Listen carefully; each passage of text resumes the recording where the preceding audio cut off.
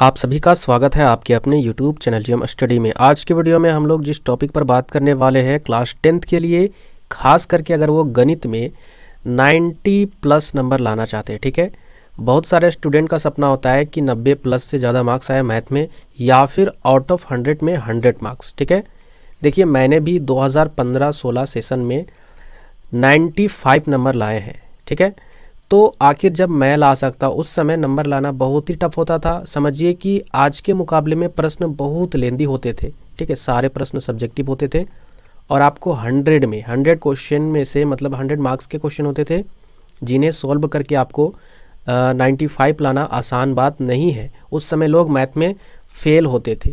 तो सोच लीजिए, जिस समय लोग मैथ में फेल होते थे, अभी तो कोई भी एग्ज़ाम अगर लिख लेगा ना, तो इतनी गारंटी है जैसे तैसे भी अगर पढ़ ले तो 100 में बता रहे हैं ये 40-50 तो नंबर यूं ही ले आते हैं। ठीक है, तो अभी के मुकाबले में और तभी के मुकाबले में बहुत अंतर है। तो आखिर स्ट्रैटेजी होनी क्या चाहिए मैथ की, तो पहले आप पकड़िए डिटेल से कि क्वेश्चन का पैटर्न क्या है, क्वेश्चन क्या पूछा जा रहा है। तो सबसे पहला जो टाइप आपका जो आएगा एग्जाम में क्वेश्चन, यानी अगर पहला क्वेश्चन अगर रहने वाला है तो ध्यान से समझिएगा। पहला क्वेश्चन कैसे पूछेगा, गुणनखंड से रिलेटेड क्वेश्चन पूछेगा। यानी बहुत ही सिंपल ये क्वेश्चन है, जैसे कि 140 लिख देगा, या इसी तरह बहुत सारे क्वेश्चन लिख देंगे 156 और लिख देगा कि इसका गुणनखंड ज्ञात कीजिए। ठीक है, या फिर लिखेगा गुणनखंड ज्ञात कीजिए और उसके गुणनफल भी ज्ञात कीजिए। तो कैसे ज्ञात करना है ध्यान से समझिए, कुछ नहीं करना है। आप क्या कीजिएगा, हल लिखिएगा। हल लिखने के बाद फिर क्या करना है, रफ में कुछ काम करना है। जैसे 140 का गुणनखंड निकालना है तो आप 140 लिखिएगा। ठीक है, अब बहुत सारे स्टूडेंट को ये सारे आंसर आते हैं निकालने के लिए, तो वो वीडियो को छोड़कर चले जाएंगे। बता रहे ना, आप भटकते रह जाओगे। ठीक है, 10th क्लास में आप भटकते रह जाओगे और लास्ट में पछताओगे कि कहाँ से क्वेश्चन करें। तो समझिए तकरीबन 11 से लेकर 12 टाइप में आपको क्वेश्चन बताने वाला हो और इसी के अंदर में ही क्वेश्चन आएंगे। तो वीडियो को कंप्लीट देखना तो बहुत ज़रूरी है और स्किप करके मत देखिएगा। अगर इकाई अंक में 0 होता है तो ये 2 से चल जाएगा। तो यहाँ 2 से इसको देंगे तो 2 सती 14 यानी 70 बार में। फिर इसको अगर 2 से देंगे तो 35 दूनी 70। इसी प्रकार इसको 3 से देंगे। ठीक है, सॉरी 3 से नहीं जाएगा, है ना, क्योंकि यहाँ पर 3 के पहाड़े में 35 नहीं आता है, तो ये जाएगा 5 के पहाड़ में, तो 5 सते 35। इस प्रकार से जितना भी बाहर में बचा संख्या है इसको गुना के रूप में लिख देना है, 2 गुने 5 गुने 7। ठीक है, लिखने के बाद देखिए ऑप्शन में आंसर थोड़ा सा अलग टाइप से भी क्वेश्चन पूछा जाता है। हो सकता है किसी ऑप्शन में आंसर इस प्रकार भी रहेगा, 2 का पावर 2, फिर गुना, फिर 5, फिर गुना, फिर 7। तो यहाँ पर देखना है कि 2 का पावर 2 इसका मतलब 2 डबल बार मल्टीपल में है, 2 बार गुना में है, इसका मतलब यही आंसर होगा। ठीक है, यानी दोनों सेम है। चिंता नहीं करनी है कि यार ये अलग है ये अलग है, ऐसे भी ऑप्शन रहते हैं, तो उससे टेंशन नहीं लेना है। तो ये टाइप नंबर 1 के क्वेश्चन पूछे जाएंगे, इसकी संभावना है।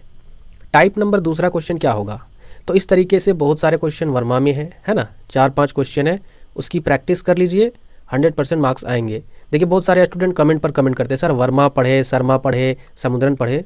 तो क्लास 10th के लिए देखिए, मैं जितने भी ऑफलाइन में ट्यूशन पढ़ाता हूँ, खास करके क्लास 10th को पढ़ाता हूँ, तो क्लास 10th के स्टूडेंट के लिए मैं एक ही बुक रिकमेंड करता हूँ और वो है आपका वर्मा बुक। कि वर्मा में चैप्टर वाइज सभी टाइप के क्वेश्चन कवर किए हुए हैं, प्रैक्टिस के लिए ज़्यादा क्वेश्चन दिए हुए हैं, उसे कवर तो कीजिए। आप पढ़ते नहीं हो और बोलते वर्मा ले शर्मा ले, टाइम कम है, वर्मा को पढ़ लीजिए। बता रहे 100 में 100 भी ला सकते हो। दूसरे टाइप के क्वेश्चन जो मॉडल पेपर में अवेलेबल थे, यानी एलसीएम और एचसीएफ से रिलेटिव।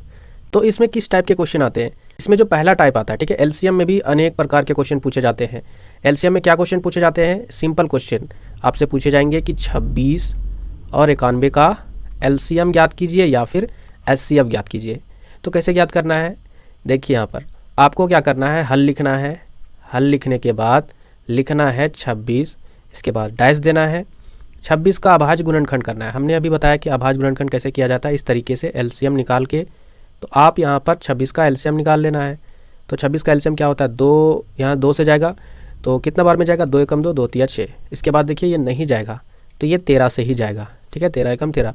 बाहर में जो बची संख्या उसको क्या कर देना, यहाँ गुना के रूप में लिख देना है, 2 गुने 13 गुने 1।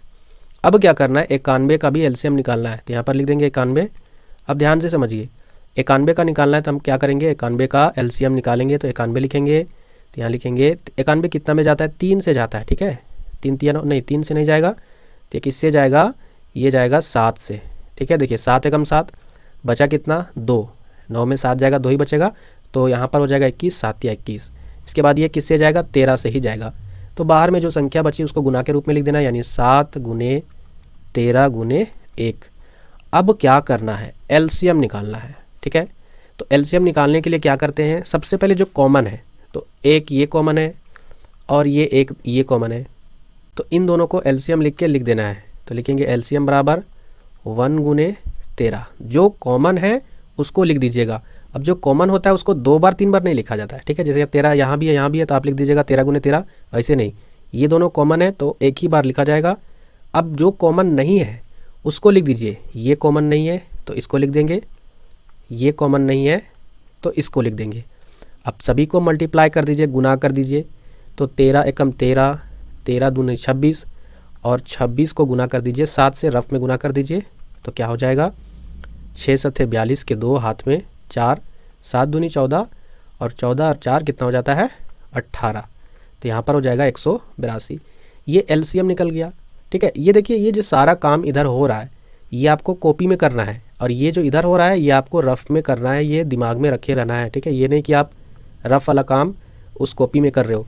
अब क्या करना है वो ध्यान से समझिए। जैसे एचसीएफ अगर पूछ देता तो फिर क्या करते, तो एचसीएफ में जो कॉमन होता है उसी को लिखा जाता है। तो यहाँ पर लिखेंगे एचसीएफ। ठीक है, एक कॉमन है तो 1 लिख दिए, 13 कॉमन है तो 13 लिख दिए। ठीक है, बस अब 7 और 2 नहीं लिखना है, याद रखना एचसीएफ में गलती नहीं करना है। तो यहाँ पर हो जाएगा 13 एकम 13, यानी एलसीएम 182, 13 ये आपका एचसीएफ आ गया।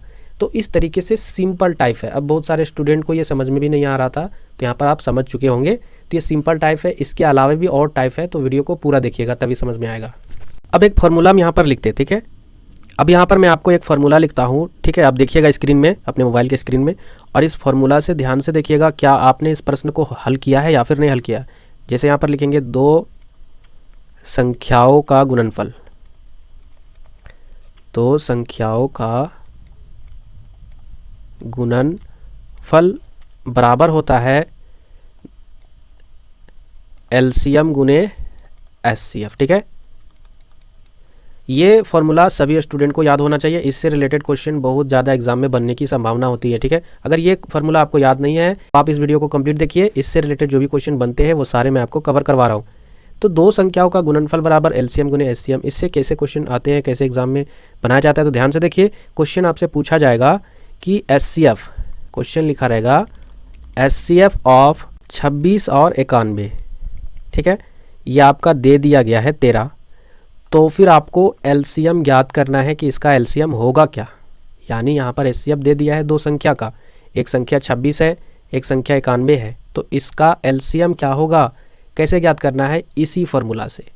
या फिर क्वेश्चन ऐसे घुमा के पूछ सकता है कि एलसीएम ऑफ मतलब ये ब्रैकेट होता है। ठीक है, एलसीएम 26 और 91 बराबर कुछ दिया रहता है यहाँ पर, तो फिर एचसीएफ क्या होगा। दोनों कंडीशन में आपको ये फार्मूला यूज़ करना है। कैसे यूज़ करना है ध्यान से देखिए। ये फार्मूला यहाँ पर लिख देना है। ठीक है, तो यहाँ पर लिख देंगे। तो यहाँ पर क्या लिखा हुआ, 2 संख्याओं का गुणनफल। अब 2 संख्या कौन है, आपको कौन नज़र आ रहा है। अब बोलिएगा कि सर एक 13 है, 91 26 है, तो 13 एचसीएफ है। संख्या यहाँ पर 91 और 26 है, तो यहाँ पर लिख देंगे 26 गुने 91। ठीक है, कन्फ्यूज़न होते हैं बहुत सारे स्टूडेंट कि 13 क्या है सर, 13 एचसीएफ है भाई। इसके बाद बराबर लिखेंगे, बराबर है यहाँ पर। इसके बाद फिर क्या करेंगे, देखिए एलसीएम गुने एचसीएफ। तो एलसीएम तो दिया नहीं है, तो एलसीएम आप वैसे ही लिख देना है, गुना एचसीएफ दिया हुआ है ये है ना 13, यहाँ पर लिख देना है 13। अब क्या करना है, बोर्ड मास का रूल फॉलो करना है। जैसे कि यहाँ पर लिख देंगे 26 गुने 91, यहाँ पर बराबर है तो बराबर दे देना। देखिए आप सब्जेक्टिव वाले क्वेश्चन बनाओगे ना तो बराबर एकदम सीधा आना चाहिए। अगर आपने टेढ़ा इधर गया है, मतलब इधर एकदम इस तरीके से चले गए, तो नंबर कटने की संभावना बहुत ज़्यादा बढ़ जाती है। इसीलिए आप लोग ऐसा नहीं कीजिएगा। अब यहाँ पर सिर्फ एलसीएम ना हमको निकालना है, तो एलसीएम रहने देते हैं। ये 13 को अगर हम उधर भेज देंगे इस साइड में, तो ये गुना में है एलसीएम के साथ, तो इस साइड में आएगा तो भाग में हो जाएगा। ठीक है, तो 13 से ये 26 कितना बार में कटा, 2 बार में, 13 दूनी 26। अब 91 बचा यहाँ पर है ना, 91 को 2 से गुना कर देंगे कितना हो जाएगा, 2 एकम 2 और 9 दूनी 18, यानी 182 मेरा आ गया एलसीएम। तो इस तरीके से फॉर्मूला वाइज भी आप क्वेश्चन हल कर सकते हो, लेकिन कंडीशन क्या कहता है कि आपका दोनों में से एक चीज़ दिया रहना चाहिए, एलसीएम या फिर एचसीएफ 2 संख्या का, तब ये फॉर्मूला लागू होता है। ठीक है, तो ये दूसरे प्रकार के क्वेश्चन इस प्रकार से पूछे जाते हैं। नेक्स्ट टाइप में हम लोग जाते हैं कि किस प्रकार से क्वेश्चन पूछे जाएंगे। हमने अभी क्या देखा कि 2 संख्याओं का हम लोग एलसीएम और एचसीएफ निकाल रहे थे। अब हम लोग क्या करेंगे, तीन संख्या का भी एचसीएफ और एलसीएम निकालेंगे। तो टेंशन नहीं लेना है, ये भी सिंपल होता है। जैसे कि यहाँ पर अगर 8 है और 9 है और 25 है, अब बोलेगा कि इसका आप ज्ञात कीजिए एलसीएम, ठीक है, और एचसीएफ। दोनों ज्ञात करके मैं आपको बता दे रहा हूँ, चिंता करने की कोई बात नहीं है। आप हल लिखिएगा, ठीक है। हल लिखने के बाद 8 लिखिएगा, फिर ऐसे आपको बराबर देना है या फिर डैश देना है, जैसे आपको जो भी इच्छा करे वैसे लिख देना है। फिर 9 लिख के ऐसे बराबर देना है, फिर 25 लिख के ऐसे बराबर दे देना है। इसके बाद करना क्या है, 8 का आप गुणनखंड कीजिएगा। तो देखिए मैं आपको रफ में करके बता देता हूँ। 2 चौके 8, 2 दूना 4, बाहर वाली संख्या गुना के रूप में 2 गुने 2 गुने 2, ठीक है। और गुना में 1 भी लिख सकते हो, कोई ज़रूरी नहीं कि आप लिख सकते हो, नहीं भी लिख सकते हो, कोई दिक्कत नहीं है। 9 का करोगे तो 3 गुने 3 होगा, इतना तो आप लोग अच्छी तरीके से जानते हो। और 25 का करोगे तो 5 गुने 5 होगा। अब देखिए तीनों में, ठीक है, हम गुना में 1 भी लिखते जाते हैं, ठीक है, गुना में 1 भी लिख देते हैं, कोई दिक्कत नहीं होगा। क्योंकि सब में जब एलसीएम निकालोगे तो 2 एकम 2 यानी 1 भी आता है बाहर में, तो 1 भी लिख दिए। अब सबसे पहले हम यहाँ पर एलसीएम ज्ञात करते हैं। तो देखिए एलसीएम निकालोगे तो हमने क्या बताया था, पहले कॉमन जो है उसको क्या कीजिए, घेरा लगा लीजिए। तो ये पहला वाला 1 कॉमन है, इसको यहाँ पर लिख दीजिए, फिर गुना। अब दूसरे में देखिए कोई संख्या कॉमन है नहीं है। अब बहुत सारे स्टूडेंट बोलेंगे तो अब क्या करना है, अब क्या करना है, जो बची संख्या उसको लिख दीजिए। पहला में यहाँ पर 2 3 बार मल्टीपल है, यहाँ पर लिख देना है 2 गुने 2 गुने 2, ठीक है। फिर गुना, फिर यहाँ लिखना है 3 गुने 3 गुने, तो यहाँ पर लिख देंगे 3 गुने 3, फिर लिखना है 5 गुने 5। तो इस तरीके से जो कॉमन रहेगा उसको एक ही बार लिखना है, एक को 3 बार नहीं लिखे, एक ही बार लिखे। जो कॉमन नहीं रहेगा, देखिए 5 यहाँ है लेकिन दोनों में नहीं है, 3 यहाँ पर, यहाँ इन दोनों में नहीं है। तो इसी तरीके से ये आपस में कॉमन नहीं है, तो उन सभी को वैसे उतार देना है एलसीएम में और सभी को मल्टीप्लाई कर देना है। जब आप इसे मल्टीप्लाई करोगे तो यहाँ पर देखिए ये गुना हो के 8 आएगा, है ना, ये गुना हो के 9 आएगा, ये गुना हो के 25 आएगा।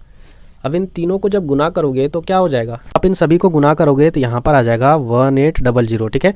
आप लोग मल्टीप्लाई भी करके देख सकते हो सकता है मेरे से मिस्टेक हो गया होगा, तो मुझे लगता है ये सही है। एलसीएम आ गया। अब क्या करना है, हमको एचसीएफ ज्ञात करना है। तो एचसीएफ कैसे ज्ञात करेंगे, देखिए समझाने में थोड़ा सा टाइम लग रहा है, वक्त लग रहा है, लेकिन आप प्रैक्टिस करोगे ना, ये 2 मिनट में क्वेश्चन बन जाएगा। सिर्फ 2 मिनट का आंसर है निकालने वाला क्वेश्चन, 1 मिनट में 2 मिनट में। एचसीएफ क्या करेंगे, जो कॉमन होता है उसी को लिखते हैं। तो यहाँ पर देखिए सिर्फ 1 ही कॉमन है और भी कोई संख्या कॉमन नहीं है, तो यहाँ पर एचसीएफ हो जाएगा 1। समझ में आया ना, तो ये हो गया आपका आंसर। क्वेश्चन क्या होता है, जैसे क्वेश्चन इस प्रकार होता है, एचसीएफ, ठीक है, एचसीएफ ऑफ ए कॉमा, इसके बाद है आपका 8 बराबर 4। क्वेश्चन में लिखा रहेगा अगर एचसीएफ ए कॉमा 8 बराबर 4 है तो आपको ज्ञात करना है इसका एलसीएम, ठीक है। एलसीएम ऑफ ए कॉमा 8 का आखिर क्या हो जाएगा, नहीं सॉरी यहाँ पर दिया हुआ है, ये 24 दिया हुआ है, मतलब यहाँ पर 4 भी दिया हुआ है, ठीक है। एचसीएफ ये दोनों संख्या का और ये दोनों संख्या का एलसीएम भी दिया हुआ है 24। तो फिर ये जो ए है ना, इसको निकालना है कि ये ए जगह पर कौन सी संख्या होगी। बहुत सारे स्टूडेंट डर जाते हैं क्वेश्चन देखकर, और ऐसे ही क्वेश्चन पूछे जाएंगे इस बार के एग्जाम में, 100% गारंटी है कि ऐसे ही क्वेश्चन पूछे जाएंगे। तो कैसे बनाना है, फॉर्मूला वही यूज़ करना है जो मैंने अभी आपको बताया, 2 संख्याओं का गुणनफल, ठीक है। लिखना है 2 संख्याओं का गुणनफल बराबर क्या होता है, एलसीएम, एलसीएम गुने एचसीएफ। अब यहाँ पर देखिए 2 संख्या क्या है, ए और 8, यही 2 है ना, है ना, दोनों जगह पर। तो ए गुने 8 करना है, ठीक है, डरना नहीं है। फिर लिखेंगे बराबर, इसके बाद देखिए एलसीएम और एचसीएफ जो दिया है उसको उतार देना। जैसे एलसीएम यहाँ पर दिया हुआ है 24, तो लिख देंगे 24 गुने एचसीएफ क्या दिया हुआ 4, तो लिखेंगे 4। अब यहाँ से ए का मान निकालना है, तो ए यहाँ पर छोड़ देते हैं, 8 को बराबर के इधर भेज देते हैं, तो ये गुना में है ए के साथ, तो इधर आके डिवाइड हो जाएगा, यानी 24 गुने 4 बटे में 8 हो जाएगा। अब 8 से यहाँ पर इसको काटो तो देखिए 4 एकम 4, 4 दूनी 8, और 2 से इसको काटोगे तो 12 दूनी 24, यानी ए का मान कितना आया 12। यही तो आंसर निकालना था। तो इस प्रकार से इस टाइप से क्वेश्चन भी पूछे जाएंगे, जो बहुत ही सिंपल तरीके से आप बना सकते हो। एक टाइप छूट गया, ठीक है, जो सिंपल है, गुणनखंड से रिलेटेड है, अभाज्य गुणनखंड से रिलेटेड। तो क्वेश्चन कैसे पूछा जाएगा, जैसे 120 है और बराबर लिख देगा, उसके बाद लिख देगा 2x, उसके बाद लिख देगा गुना 3 का पावर 1 और 5 का पावर 1। तो इस तरीके से क्वेश्चन पूछा जाता है। तो इसका जवाब कैसे देना है वो ध्यान से समझिए, यहाँ पर कंफ्यूज नहीं होना है। एक्स का मान निकालना है ना, तो बोर्ड मास आप फॉलो कीजिए, यहाँ पर 120 वैसे ही रहना देना है, इसके बाद यहाँ 2x को छोड़ देना है, इन दोनों को गुना कर दो। देखिए किसी का पावर 1 होता है तो वही संख्या है ना, तो 3 है, ये 5 है, तो 5 दिया 15 हो गया यहाँ पर। अभी 15 को इधर भेज देंगे क्योंकि हमको x का मान निकालना है। तो 120 में ये हो जाएगा डिवाइड में 15। क्यों डिवाइड में हुआ? क्योंकि यहाँ देखिए ये मल्टीप्लाई में, इधर आके डिवाइड में हो जाएगा यानी भाग में। यहाँ पर बच जाएगा 2x। अब यहाँ पर क्या करना है, 15 से 120 को डिवाइड करना है। कितना बार में जाएगा? 15 8 120 होता है, ठीक है। तो अब क्या करना है, यहाँ पर 8 रहने देना है। उसके बाद फिर बराबर, ये देखिए x के साथ क्या है, 2 गुना में है, तो गुना में है तो इसको अगर इधर भेज देंगे तो ये डिवाइड में हो जाएगा 2 और इधर बच जाएगा x। तो 2 से इसको डिवाइड कीजिएगा तो 2 चौके 8 यानी 4 बराबर x आया या फिर x बराबर 4 आया। तो इस तरीके से भी आप लिख सकते हो। ऐसे भी क्वेश्चन पूछे जाएंगे एग्जाम में। जितने भी टाइप से क्वेश्चन पूछे जाएंगे ना आपके एग्जाम में, सारे टाइप क्वेश्चन मैं कवर करवा रहा हूँ। आप क्या करना है, वर्मा बुक से प्रैक्टिस कर लेना है 100%, एक भी क्वेश्चन छूटेंगे नहीं एग्जाम में। नेक्स्ट जो टाइप है मेरा वो थोड़ा सा टफ है। क्यों? क्योंकि यहाँ पर ये आपका एल्गोरिथम से है। कौन वाला? यूक्लिड विभाजन एल्गोरिथम, यानी a बराबर BQ प्लस R से रिलेटेड क्वेश्चन। तो इससे रिलेटेड जितने भी क्वेश्चन बनते हैं वो सारे आप लोग वर्मा में देख लीजिएगा। नहीं समझ में आता है तो आप उसका रट्टा मार लीजिएगा, या फिर क्वेश्चन क्या ऑप्शन में अगर ऐसा क्वेश्चन रहे तो आप क्या कीजिएगा, उसका रिवीजन अच्छे तरीके से कर लीजिएगा। 100% जो भी टाइप के क्वेश्चन पूछे जाएंगे वो कवर हो जाएंगे, चिंता करने की कोई भी बात नहीं है। जो टाइप है इसका क्वेश्चन मैं आपको लिख कर बता रहा हूँ और इसका जवाब आप लोग कमेंट बॉक्स में दीजिएगा, क्योंकि मैंने अभी जितने भी क्वेश्चन प्रैक्टिस करवाए उसी से रिलेटेड है। थोड़ा सा अलग है लेकिन उसी से रिलेटेड है। जैसे SCF बराबर, ठीक है, यानी SCF ऑफ A, B है ना, और ये गुना में है। उसके बाद फिर है LCM ऑफ A, B बराबर क्या होगा, आगे यहाँ पर क्या होगा ये आपको बताना है। तो देखिए इसका जवाब आप लोग कमेंट बॉक्स में दे दीजिएगा, मैं आपको नेक्स्ट वीडियो में कवर करवा दूंगा अगर आपको नहीं आता है तो। चलिए आगे बढ़ते हैं नेक्स्ट टाइप की ओर, और जो नेक्स्ट टाइप है वो भी बहुत ही इंपॉर्टेंट है। तो नेक्स्ट टाइप के क्वेश्चन किस प्रकार से पूछे जाएंगे वो ध्यान से देखिएगा। क्वेश्चन धनात्मक पूर्णांक या फिर क्वेश्चन पूछा जाएगा धनात्मक, ठीक है, धनात्मक समपूर्णांक या फिर रहेगा धनात्मक, ठीक है, धनात्मक विषम पूर्णांक। अब ये क्या क्वेश्चन है, ये क्वेश्चन में बहुत सारे स्टूडेंट फंसते हैं, उन्हें कंफ्यूज करते हैं कि क्वेश्चन बनाए तो कैसे बनाए। आपको ये धनात्मक समझना ही नहीं है, आपको यहाँ पर समझना है सम पूर्णांक मतलब जो पूरी तरीके से अंक होता है ना, और यहाँ पर है विषम पूर्णांक। तो सम और विषम सभी स्टूडेंट जानते हैं जो क्लास 10th में पढ़ते हैं। सम संख्या किसे कहते हैं? जो 2 से विभाज्य हो जाए पूरी तरीके से, और जो 2 से पूरी तरीके से विभाज्य ना हो उसे विषम संख्या कहते हैं, है ना। मतलब अगर बचपन की परिभाषा से देखें, जो जोड़ा में हो उसे सम कहते हैं, जो बेजोड़ा में हो उसे विषम कहते हैं। तो सम संख्या कौन है, विषम संख्या कौन है, ऑप्शन भी रहेंगे, सब्जेक्टिव में भी क्वेश्चन पूछे जाएंगे। तो कैसे बनाना है वो ध्यानपूर्वक देखिएगा। ये MCQ क्वेश्चन में ज़्यादा पूछा जाता है।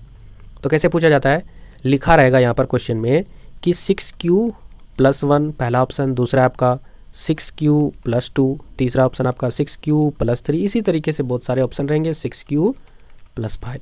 तो बताना है कौन सा सही होगा। अगर क्वेश्चन पूछा जाता है सम पूर्णांक के लिए, ठीक है, ये अलग क्वेश्चन है और यहाँ पर ये अलग क्वेश्चन है विषम पूर्णांक। तो पहले इसके लिए बनाते हैं। तो करना कुछ नहीं है, आप क्या कीजिएगा, जहाँ पर Q है वहाँ पर 1 रखना है। तो लिखेंगे 6 × 1 + 1, तो 6 एकम 6 यानी यहाँ पर 6 और +1 यहाँ पर 7 हो गया। तो ये कौन सी संख्या है, सम है कि विषम? ये है आपका विषम, ठीक है। अब ये जो विषम है हमको निकालना क्या है, सम, यानी ये ऑप्शन नहीं होगा आंसर, ये वाला। दूसरा चेक करते हैं। तो यहाँ पर अगर रखेंगे 6 × 1 + 2, क्यू के जगह पर सभी में 1 रख के देखिएगा, ठीक है। तो 6 एकम 6 + 2 8। एक बार 2 भी ट्राई कीजिएगा, तो 6 × 2 + 2, 6 दूनी 12 + 2 हो जाएगा 14। तो यानी दोनों कंडीशन में सम संख्या आ रही है। तो आंसर आप इसे देख सकते हो, लेकिन सबको चेक करने के बाद यहाँ पर 1 अगर रखेंगे तो हो जाएगा 6 × 1 + 3, 6 एकम 6, 6 3 9। ये विषम संख्या आ रहा है तो ये तो नहीं होगा। इसी तरह यहाँ चेक कीजिएगा, तो 6 × 1 + 5 तो हो जाएगा 6 एकम 6, 6 5 कितना होता है 11, ये भी विषम संख्या है। यानी आंसर मेरा यही है जो एक धनात्मक संपूर्णांक है। इसी तरह विषम में अगर क्वेश्चन रहे तो आप ऑप्शन के हिसाब से उस जगह पर 1 रख के आप आंसर निकाल सकते हो, ठीक है। तो इस टाइप के भी क्वेश्चन पूछे जाएंगे, आप एग्जाम में आंसर अच्छे से लिख लीजिएगा। नेक्स्ट जो टाइप है, ठीक है, वो टाइप वाले क्वेश्चन एग्जाम में आने की संभावना बहुत ज़्यादा बढ़ जाती है। जैसे लिखा रहेगा 5 + √3, ठीक है, √3 यहाँ पर 2 है, 5 + 2 √3 किस प्रकार की संख्या है, किस प्रकार की संख्या है। यहाँ पर ऑप्शन बहुत सारे रहेंगे, जैसे ऑप्शन ए में रहेगा परिमेय संख्या, ठीक है, परिमेय संख्या ऑप्शन बी में रहेगा, अपरिमेय संख्या कुछ ऑप्शन सी में रहेगा, ऑप्शन डी में रहेगा, कुछ भी। तो करना क्या है यहाँ पर देखिए, ये √3 है, क्या रूट से बाहर ये संख्या निकल पाएगी 3? नहीं। तो इसका कारण क्या है कि आखिर ये 3 निकल नहीं पा रहा है? क्योंकि किसी भी रूट के अंदर में जो संख्या होती है, अगर वो वर्ग संख्या होती है, ठीक है, किसी भी संख्या का, तभी वो बाहर निकलती है। जैसे 2 का वर्ग क्या होता है 4, तो ये बाहर निकल के 2 बन जाता है। तो यहाँ पर ये 3 कोई भी वर्ग संख्या नहीं है, इसलिए ये यहाँ पर रूट के अंदर ही रहता है। तो जो भी रूट के अंदर संख्या रहती है, तो यहाँ पर इसके साथ कोई जोड़ में हो, गुणा में हो या भाग में हो, वो संख्या अपरिमेय संख्या कहलाती है। तो इस तरीके से आप ऑप्शन को भी देख सकते हो। इस टाइप के भी क्वेश्चन एग्जाम में पूछे जाएंगे। आते हैं सबसे आखिरी टाइप के क्वेश्चन। कौन से टाइप के क्वेश्चन रहेंगे वो ध्यान से देखिएगा। जैसे यहाँ पर है क्वेश्चन पूछा जाएगा 17/8 का दशमलव प्रसार क्या होगा, ठीक है, लिखा रहेगा दशमलव प्रसार क्या होगा। आप वीडियो को पूरा देखिएगा, मैं आपको कुछ बातें बताऊंगा वीडियो के लास्ट में। तो दशमलव प्रसार क्या होगा, तो इस प्रकार से क्वेश्चन पूछे जाएंगे, यानी शांत होगा या फिर अशांत होगा, ये क्वेश्चन पूछे जाते हैं मैक्सिमम। तो कैसे याद करना है, तो देखिए यहाँ पर नीचे जो हर है इसका आपको क्या करना है, अभाज्य गुणनखंड कर देना है। जैसे 17 है तो 8 का अभाज्य गुणनखंड 2 गुने 2 होता है। तो किसी भी परिमेय संख्या का, ठीक है, या फिर भिन्न का, किसी भी भिन्न का अगर हर मतलब ये नीचे वाली संख्या अगर 2 ही रहे, सिर्फ 2 ही रहे या सिर्फ 5 ही रहे, तो क्या होता है, शांत हो जाता है। याद रखना, ठीक है, 2 ही रहे या फिर 5 ही रहे, दोनों में से एक, तो शांत हो जाता है। या फिर दोनों रहे तो भी शांत होते हैं, ठीक है, दोनों कंडीशन में ये शांत होते हैं। तो यहाँ पर सिर्फ 2 ही है तो ये शांत हो जाएंगे। और अगर यहाँ पर सिर्फ 5 ही रहता तो भी शांत होते। लेकिन यहाँ पर 2 के अलावे अगर 3 रहता, 11 रहता, 7 रहता, तो ये अशांत हो जाता है ना। तो इस तरीके से भी क्वेश्चन पूछे जाते हैं। तो यहाँ पर इसका आंसर क्या होगा आप बता सकते हो। तो यहाँ पर देखिए, यहाँ पर ये 2 ही था, है ना, 2 के अलावे कोई भी संख्या नहीं था। तो यहाँ पर लिख देंगे कि ये शांत है, ठीक। तो इस प्रकार से आप आंसर लिख सकते हो। आज के वीडियो में जितने भी आपको टाइप के क्वेश्चन बताएं, यही टाइप के ही क्वेश्चन आपके सब्जेक्टिव में भी और ऑब्जेक्टिव में भी क्वेश्चन पूछे जाएंगे, जो मैंने आपको कवर करवा दिए हैं। सब्जेक्टिव में 2 मार्क्स वाले क्वेश्चन कवर करवाएं, ऑब्जेक्टिव में 1 मार्क्स वाले MCQ क्वेश्चन कवर करवाएं, जो चैप्टर 1 से पूछे जाएंगे। इसी तरह नेक्स्ट क्लास में चैप्टर 2 को कवर करेंगे। वीडियो को लाइक कीजिएगा, ठीक है। और जितने भी स्टूडेंट हैं, अगर वाकई में आप मैथ में 100 में 100 लाना चाहते हो, चैनल को सब्सक्राइब जरूर कीजिएगा, ठीक है। आज की वीडियो में इतना ही, फिर मिलते हैं नेक्स्ट वीडियो में। तब तक के लिए जय हिंद, जय झारखंड।